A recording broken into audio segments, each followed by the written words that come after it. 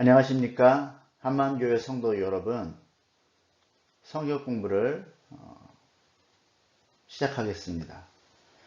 그리스도 안에서 회복된 하나님의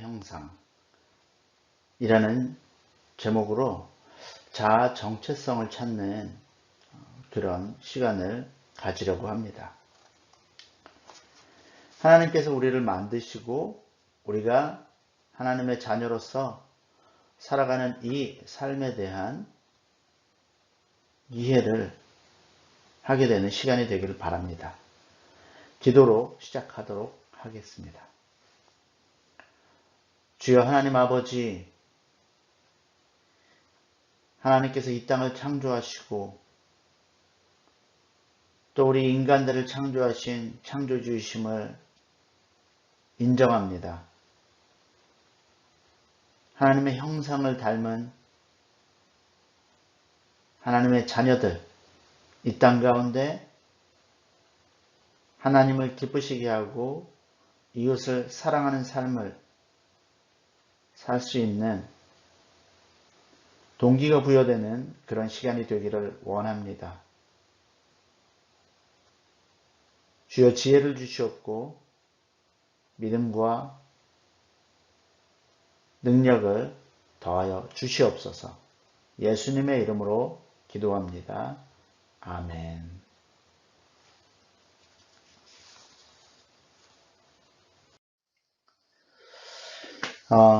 나의 정체성을 찾기 위해서 세 가지 질문을 하도록 하겠습니다.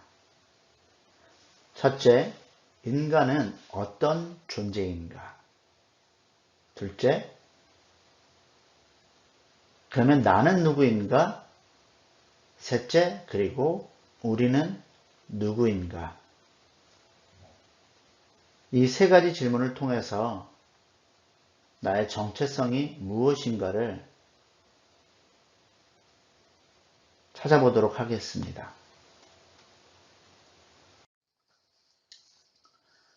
나의 정체성에 대해서 저는 개인적으로 좋아하는 말씀이 베드로전서 2장 9절의 말씀입니다.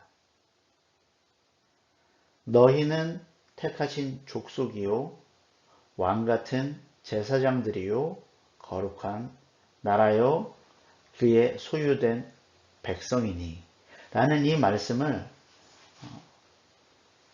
내가 누구인지에 대해서 이야기하는 구절로서 참 좋아합니다. 찬양으로도 우리에게 많이 알려진 그런 구절이죠. 그래서 이 베드로전서 말씀을 함께 읽도록 하겠습니다. 사람에게는 버림바가 되었으나 하나님께는 택하심을 입은 보배로운 산돌이신 예수께 나아가 너희도 산돌같이 신령한 집으로 세워지고 예수 그리스도로 말미암아 하나님이 기쁘게 받으실 신령한 제사를 드릴 거룩한 제사장이 될지니라. 성경에 기록되었으되 보라 내가 택한 보배로운 모퉁이 돌을 시온에 두노니 그를 믿는 자는 부끄러움을 당하지 아니하리라 하였으니 그러므로 믿는 너희에게는 보배이나 믿지 아니하는 자에게는 건축자들이 버린 그 돌이 모퉁이의 머릿돌이 되고 또한 부딪히는 돌과 걸려 넘어지게 하는 바위가 되었다 하였느니라. 그들이 말씀을 순종하지 아니함으로 넘어지나니 이는 그들을 이렇게 정하신 것이라. 오직 너희는 택하신 족속이요 왕같은 제사장들이요 거룩한 나라요 그의 소유된 백성이니 이는 너희를 어두운 데서 불러내어 그의 기이한 빛을 선전하게 하려 하심이라.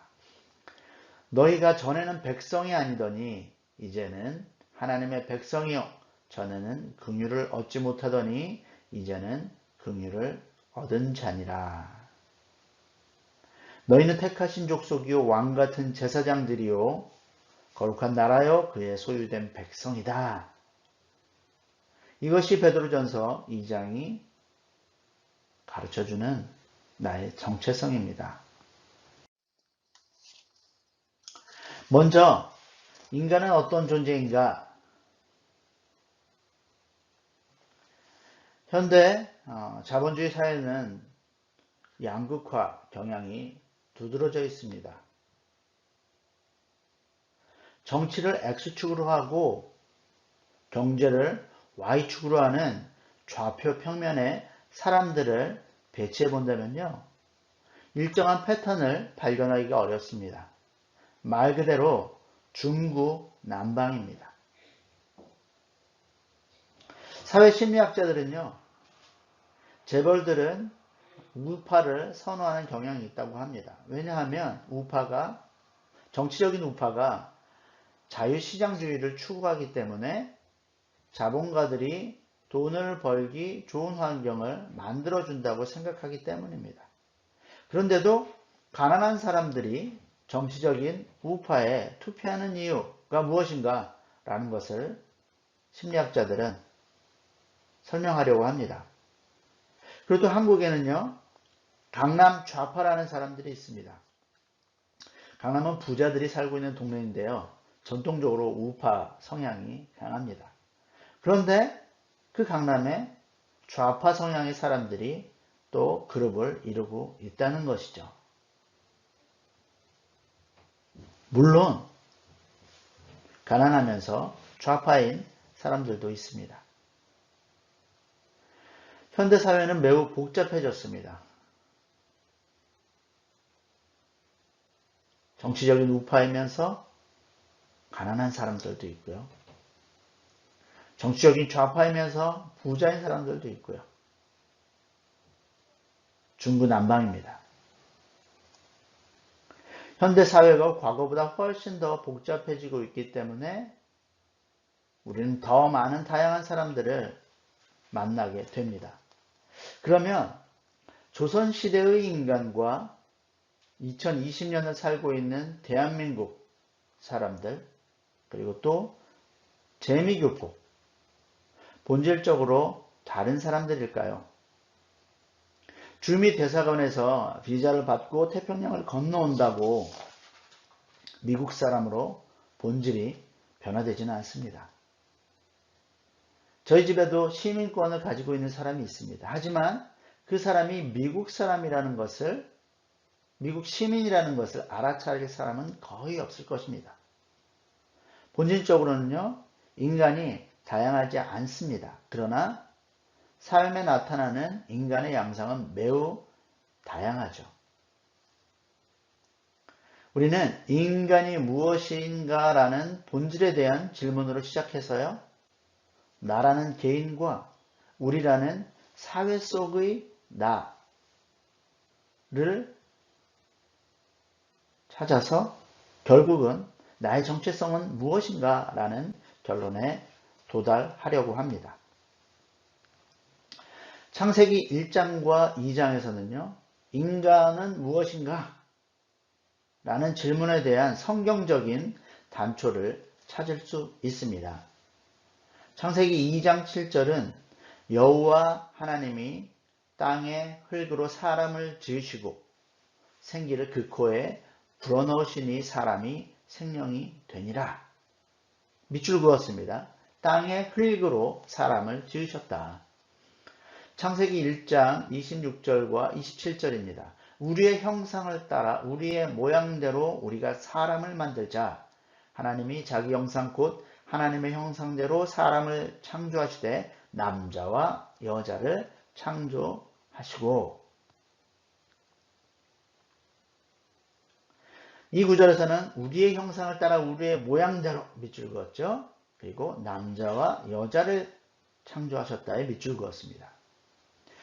인간의 재료, 물질적인 재료는 흙입니다. 우리가 사는 세상에서 가장 흔한 것이 흙이죠. 그런데요, 흙으로 만들어진 인간은 놀랍게도 지구를 정복했습니다. 그리고 우주 정복을 하고 싶어서 우주선을 만들어서 날아다니고 있습니다. 본질적으로는요, 흙은 아주 평범하죠. 인간은 평범합니다. 그런데 인간의 삶의 양상은 매우 다양합니다. 왜냐하면 하나님께서는 흙으로 사람을 만들 때 자기의 형상대로 창조하셨기 때문입니다. 고대 사회에서 특히 창세기를 기록한 모세가 살고 있던 애굽, 이집트에서는요, 신의 형상을 가진 존재가 있었습니다. 바로 왕이었습니다. 하나님께서는요, 인간을 소박한 흙이라는 물질로 만들었지만 그 안에 신적인 존귀함을 불어넣었습니다. 그래서요, 인간이 가진 가능성은 흙과 같이 아주 그냥 평범한, 흔해 빠진 그런 존재에서부터요, 신과 같이 존귀한 존재까지 될 수 있는 것입니다. 가능성, 천차만별이네요. 또한 사람은 남자와 여자로 창조되었다라고 말씀하셨습니다. 그래서 저는 사람이라는 한글 표현보다는요, 관계 맺는 사람이라는 뜻을 갖고 있는 인간이라는 한자 표현을 더 좋아합니다. 사람은 다른 사람과 관계에 의해서 규정되는 공동체로 창조되었다는 것입니다. 아담은 남자이고 하와는 여자이며 그들은 부부입니다. 그리고 앞으로 부모가 될 것입니다.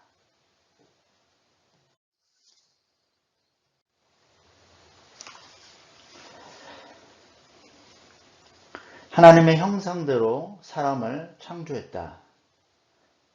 이것은 인간은 무엇인가? 라는 본질적인 질문에 대한 단초라고 말씀드렸습니다.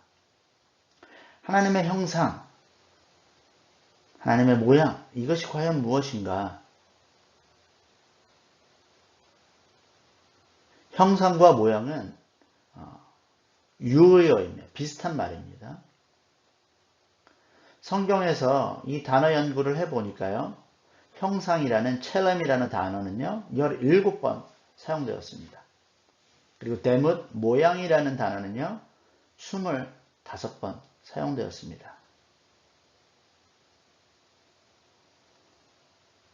형상이라는 단어, 이 단어는 구체적인 어떤 형태를 가진 것을 형상이라고 해석을 할 수 있고요. 모양, 대뭇이라는 단어는요, 추상적인 모양을 뜻한다라고 해석을 할 수 있습니다.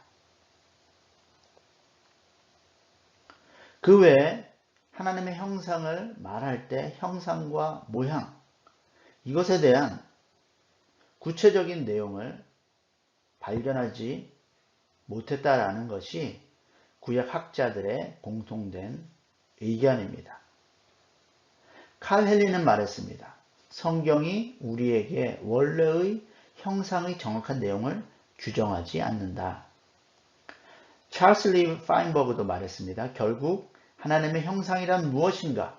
성경의 데이터는 이 주제에 대한 체계적인 이론이나 암시된 바에 대해 어떠한 단서도 제공하지 않는다. 라고 말했습니다. 그래서요, 리차드 미들턴은 해석자들은 형상을 해석하는 데 있어서 성경 외적인, 그러니까 통상적으로요, 철학적인 자료들로 돌아가며 결국 인간 본질에 대한 동시대적인 개념들을 창세기 본문에서 다시 읽어내는 것으로 마무리했다. 라고 지적을 했습니다. 통상적인, 철학적인 질문이 무엇이냐? 그것은 어떤 측면에서 인간이 동물과 다르고 또 어떤 면에서 하나님이 유사한가? 라는 철학적인 질문으로 하나님의 형상, 인간의 본질에 대해서 규정을 하려고 한 것입니다. 교부에서부터 토마스 아퀴나스까지 다양한 해답을 제시했습니다. 기독교 신학자들이요. 여러 가지 많은 의견들이 있지만 대략적으로는 인간이 가진 하나님의 형상을 이성 능력이다 라고 추론해내곤 했습니다. 그것에 대해서 리차드 미들턴은 그것이 플라톤주의의 영향이다. 이성이 인간의 동물과 차별되는 독특한 능력이며 하나님과 닮아 있는 영역이다 라는 것이죠. 그리고 또 종교개혁가였던 칼빈과 개혁자들의 견해는 이렇습니다. 형상은 하나님과 인간의 영혼이 가지고 있는 관계이다. 그리고 모양은 그리스도를 통해서 회복된 윤리성이다 라고 말합니다. 그리고 한참이 지나서 칼 바르트는요, 하나님과 인간이 가지고 있는 관계성, 거기에 보온회퍼의 성경적인 주해를 보충해서요, 이렇게 요약을 했습니다. 하나님의 존재 안에서 소원하는 나와 소원된 신적인 너 사이의 관계성은 하나님과 창조된 인간 사이의 관계성뿐만 아니라 인간 남녀 사이를 포함한 나와 너의 관계성에도 반영된다 라고 설명을 했습니다. 이런 칼바르트의 하나님의 형상에 대한 관계적인 해석, 이것이요 20세기 후반에 북미와 유럽에 광범위하게 수용이 되었습니다. 그러니까 결론적으로 말하면 하나님의 형상은 하나님과 인간 사이가 관계가 깊다라는 것입니다. 하나님의 형상으로 만들어진 인간은 하나님과 깊은 관계를 맺고 있다.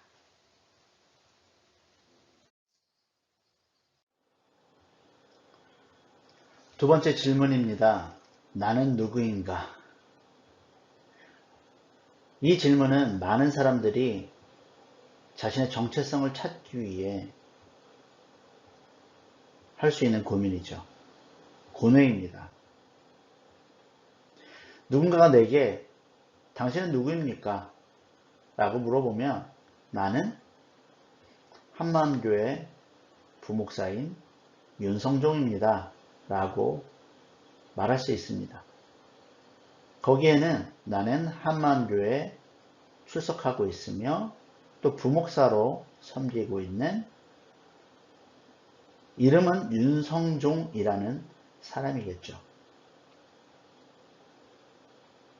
내가 어디에 속해 있는 어떤 이름을 가진 사람이다 라는 것으로 나를 일정 정도 규정할 수 있습니다. 나는 누구인가? 이 고뇌는 홍길동의 고뇌였습니다.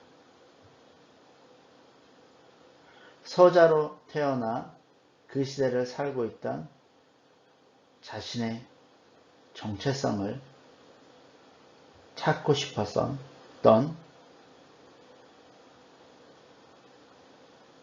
홍길동의 고뇌죠. 호부호형, 아버지를 아버지라고 부르고 형을 형이라고 부를 수 없는 자신에 대한 자괴감이 있었습니다. 나는 누구인가?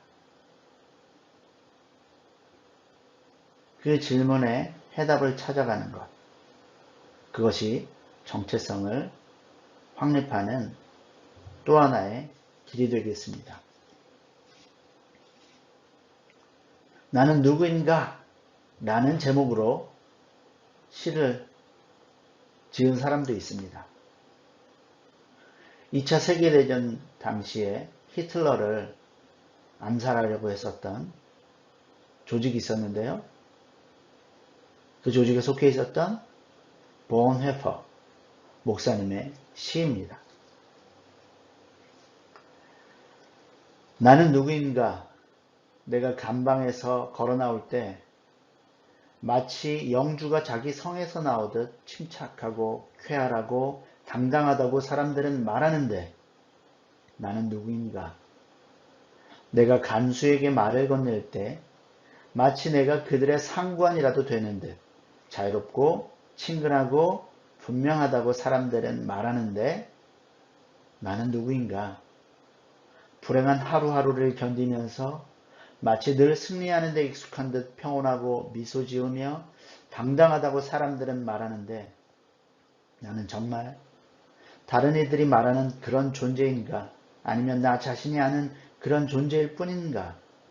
새장에 갇힌 새처럼 불안한 나, 뭔가를 갈망하며 병이 든 나, 보이지 않는 손들이 나의 목을 조르고 있는 듯 헐떡이며 빛깔과 꽃들과 새소리에 굶주리고 친절한 말과 이웃에 목마른 나, 사소한 모욕에도 분노의 치를 떨고 위대한 사건들을 간절히 고대하며 무한히 멀리 있는 친구들을 힘없이 슬퍼하는 나, 기도하고 생각하고 만드는 일에 지치고 텅 빈 무기력하게 그 모든 것과 이별할 채비를 갖춘 그런 존재인가? 나는 누구인가? 이것인가 저것인가? 오늘은 이 사람이고 내일은 저 사람인가?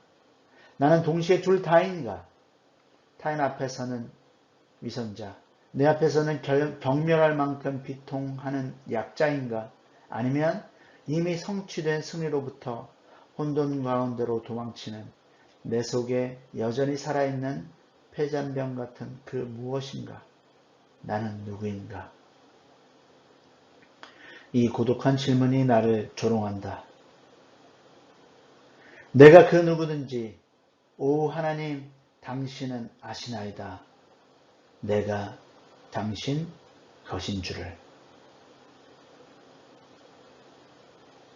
나는 누구인가라는 질문에 대해 본헤퍼 목사님은 이렇게 결론을 내립니다. 나는 내가 그 누구든지 오 하나님 당신은 아시나이다. 내가 당신의 것이라는 것을.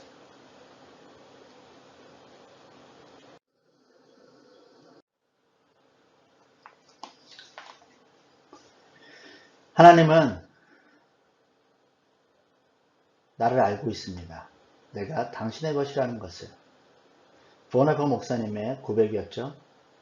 하나님께서는 나를 알고 있고 나도 하나님을 알고 있습니다. 왜냐면요. 나는 하나님의 자녀이기 때문입니다. 신구약의 하나님의 백성들은요. 하나님을 아바 아버지라 부르는 특권을 갖게 되었습니다. 조직 신학에서는요. 이것을 양자의 교리, The Doctrine of Adoption이라고 부릅니다. 밀라드 에릭슨이라는 조직신학자는 이렇게 말합니다. 양자됨을 통해 인간이 한때 갖고 있다가 상실해버린 하나님과의 관계를 다시 회복하게 되었다는 것은 매우 중요합니다. 인간은 본래 하나님의 자녀로 창조되었지만 하나님의 가족으로부터 떠났었습니다. 그러나 하나님께서는 우리를 양자로 삼으심으로써 하나님께서 원래 인간에게 의도하셨던 자신과의 관계를 회복시키셨습니다. 라고 양자교리를 설명합니다. 구약 성경에 나타나 있는 하나님께서 이스라엘 백성들을 양자 삼으셨다라는 구절들을 찾아보았습니다. 출애굽기 4장 22절입니다. 여호와의 말씀에 이스라엘은 내 아들 내 장자라. 신명기 14장 1절입니다. 그들은 실로 나의 백성이요 거짓을 행하지 아니하는 자녀라. 호세아 1장 10절입니다. 너희는 내 백성이 아니라 한 곳에서 그들에게 이르기를 너희는 살아계신 하나님의 아들들이라 할 것이라. 시편 2편 7절입니다. 여호와께서 내게 이르시되 너는 내 아들이라. 오늘 내가 너를 낳았도다 라고 말씀하십니다. 이스라엘 백성들은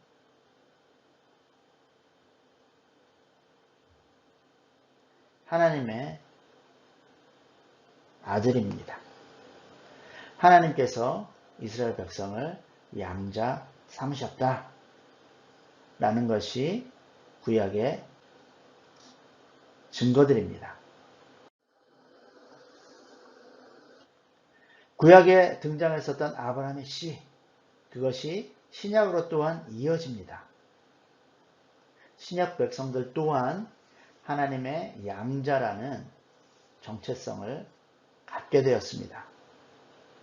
하나님의 형상의 연장선에서 하나님의 형상대로 아담이 창조되고 하나님의 처소를 상징하는 에덴 동산으로 하나님께서는 아들을 인도합니다. 아담은 아버지의 형상과 모양을 닮은 아들로 상징됩니다. 그러나 하나님의 처소인 에덴 동산에서 추방됨으로써 자녀의 지위를 잃어버렸죠. 시간이 흐른 후에 하나님께서는 아브라함을 부르심으로써 자녀의 지위를 다시 부여하십니다. 그때 그는 아브라함이라는 이름을 버리고 아브라함이라는 새로운 이름을 가지며 하나님의 양자가 되는 것입니다. 그래서 이후에 이스라엘 백성들은 선민이라는 의식을 갖게 되었죠. 하나님께서 선택하셨다는 것입니다. 하나님께서 아브라함의 자손들을 자녀 삼기로 선택하셨다. 바로 아브라함의 씨는 하나님의 양자들이다 라는 의식이 바로 선민의식입니다. 로마서 9장 4절 신약성경에서도 하나님의 양자교리는 계속적으로 나타납니다.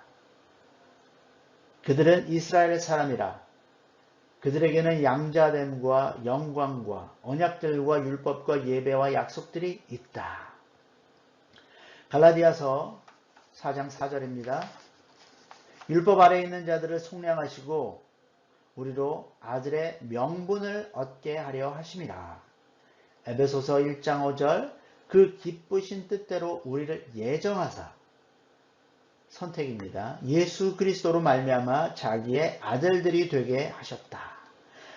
요한복음 1장 12절 그 이름을 믿는 자들에게는 하나님의 자녀가 되는 권세를 주셨다.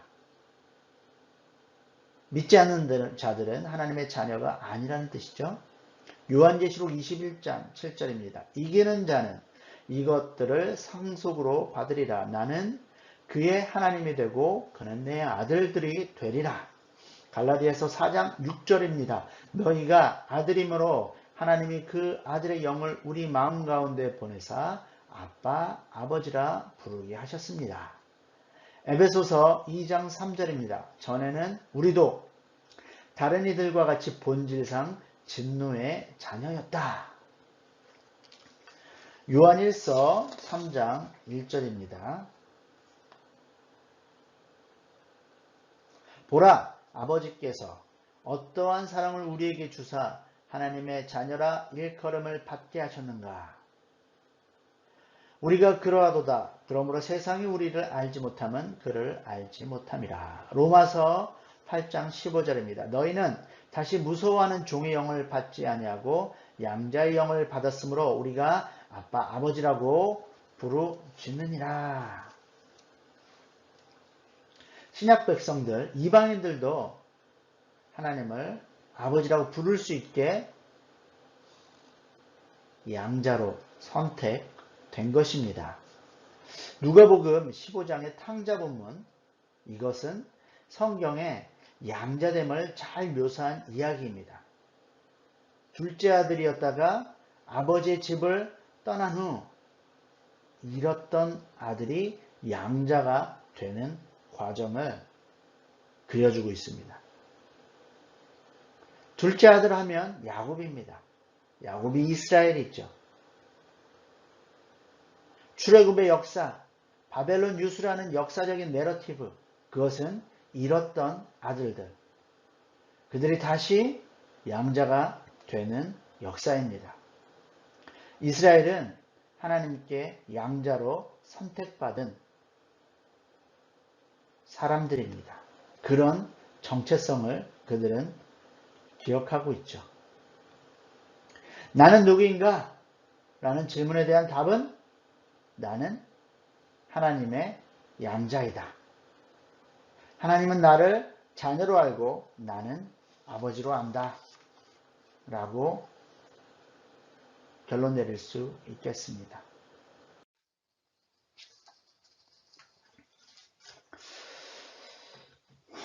하나님의 양자로서 내가 갖는 권리에 대해서 말씀드리겠습니다. 첫째는 양자는 자유를 갖습니다. 탕자가 아버지의 집으로 돌아오며 아버지 나를 아들이 아니라 품꾼의 하나로 여겨주십시오 라고 말했습니다. 그러나 그것은 가당치 않은 일이었죠. 양자는 자유인입니다. 자유라는 것은요, 무엇으로부터의 자유라고 이야기할 때 자유의 개념이 이해하는데 도움이 되는데요. 먼저 하나님의 양자는요, 세상 풍조와 공중의 권세 잡은 자로부터 자유를 갖습니다. 더 이상 양자는요, 세상의 풍조와 어둠의 영을 따르는 불순종의 자녀가 아니기 때문에 진리에 자유롭게 순종할 수 있는 능력을 갖게 됩니다. 둘째는요, 양자는 세상 초등학문과 같은 율법으로부터의 자유를 가집니다. 그들은 구약의 제사율법에 구속되지 않으며 오직 신약의 예수 그리스도를 통한 율법과 죄로부터 자유를 얻게 됩니다. 두 번째는요, 양자는 유업을 받습니다. 자녀이면 또한 상속자, 곧 하나님의 상속자요 그리스도와 함께한 상속자이다. 하나님께서 상속자에게 주시는 유형, 무형의 모든 유업을 제공받을 수 있을 뿐만 아니라요, 다음 세대에게 전수할 수 있는 권리를 갖게 됩니다. 세 번째는요, 양자는 훈계받을 권리가 있습니다. 그것이 따뜻한 훈계이든 아니면 엄한 징계이든 양자이기 때문에 훈계를 받을 수 있습니다. 자식이 아니면요, 훈계하지 않습니다. 우리가 하나님의 자녀이기 때문에 하나님께서는 우리에게 훈계를 하십니다. 이것이 권리입니다. 자, 결론입니다. 양자의 지위. 나는 누구인가? 나는 하나님의 양자입니다. 양자가 갖는 지위는 하나님을 아버지라고 부를 수 있습니다. 성령이 우리 가운데 임하사 하나님을 아버지라고 부를 수 있게 하시는 것입니다. 그 아버지께서는요, 우리를 소중하게 여기며 또한 우리를 돌보시며 우리를 축복의 통로가 되게 하십니다. 두 번째, 하나님의 권속이라는 것입니다. 권속은요, 가족, 가문으로 바꿔서 말할 수 있습니다. 양자는 다른 합법적인 자녀들과 마찬가지로 가문의 일원이 됩니다. 이것은 나와 다른 사람의 관계를 규정지어 줄 수 있죠.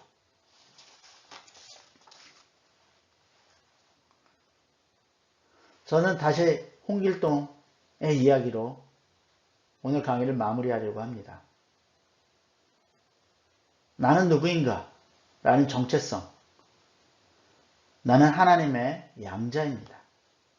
양자이기 때문에 나는 하나님을 아버지라고 부를 수 있는 것입니다. 그리고 또 우리는 하나님은 많은 양자들을 가지고 계십니다. 그래서 나는 다른 하나님의 자녀들을 형 혹은 가족의 일원으로 부를 수 있는 것이죠. 홍길동의 고뇌 무엇이었습니까? 형을 형이라고 부르지 못하고 아버지를 아버지라고 부르지 못하는 그런 자신의 처지 아니었습니까? 호영호부. 하나님께서는 우리에게 이 특권을 주셨습니다. 호영호부. 하나님을 아버지라 부르게. 또 다른 하나님의 자녀들에게 형제요 자매라고 부를 수 있는 특권을 주셨습니다. 나는 누구인가? 나는 하나님의 자녀이고 나는 하나님의 가족의 일원입니다.